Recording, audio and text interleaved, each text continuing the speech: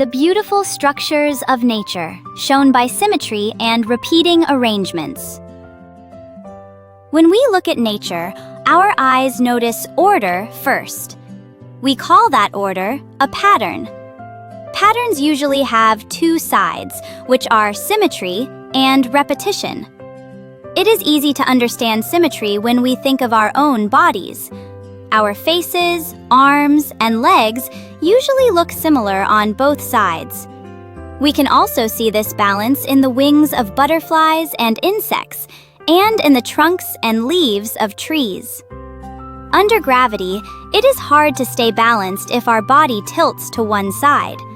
When both sides match, it is easier to stay balanced.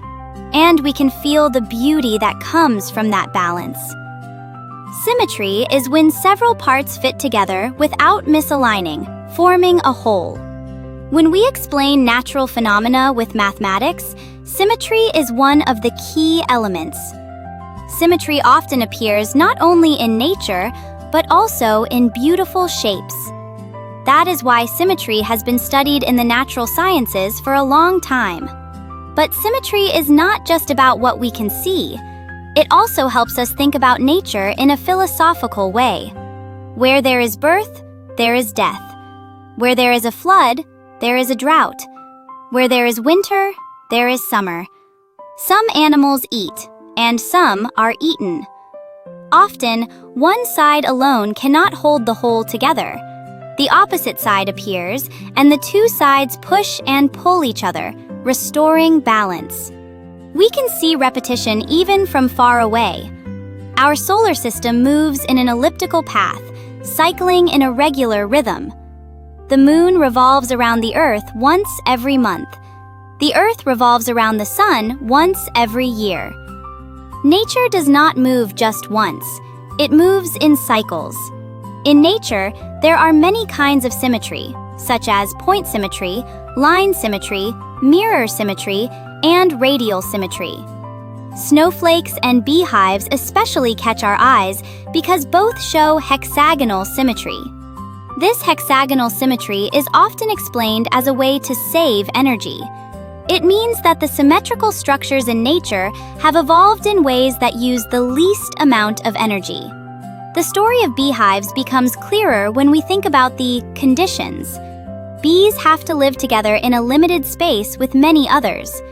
Their home must be spacious, use as little material as possible, and, above all, it must not collapse easily. That is why beehives are hexagonal. Hexagons are symmetrical and can repeat, so bees can fill the limited space completely and firmly. The beauty of symmetry and repetition also appears in the process of living things being born. Every human begins as a single cell, a fertilized egg. That one cell divides again and again until it becomes a living thing made of tens of trillions of cells. During this process, DNA is copied as the cells divide.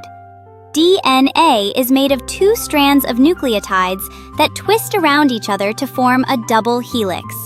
The nucleotides that make up the DNA strands are adenine, thymine, guanine, and cytosine.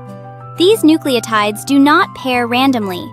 Adenine pairs with thymine, and guanine pairs with cytosine. This kind of pairing, where each nucleotide fits with a specific partner, is called complementary base pairing. Because of this, DNA keeps its structure perfectly when it copies itself. When a cell divides, the DNA double helix unwinds, and each strand becomes a template for making a new strand. Once the sequence of one strand is set, the sequence of the other strand follows automatically. It is the same principle as bolts and nuts, which use each other as a guide to hold tightly. The nature we live in repeats cycles of creation and extinction, becoming part of a larger cycle. Nature changes, moves, and balances back on its own. In this process, symmetry becomes, on one hand, a standard of beauty, and on the other hand, like a math book that records the laws of nature. Every time we open that book, it makes us ask these questions. Why did nature arrange things this way? And could this arrangement be quietly supporting us in our lives too?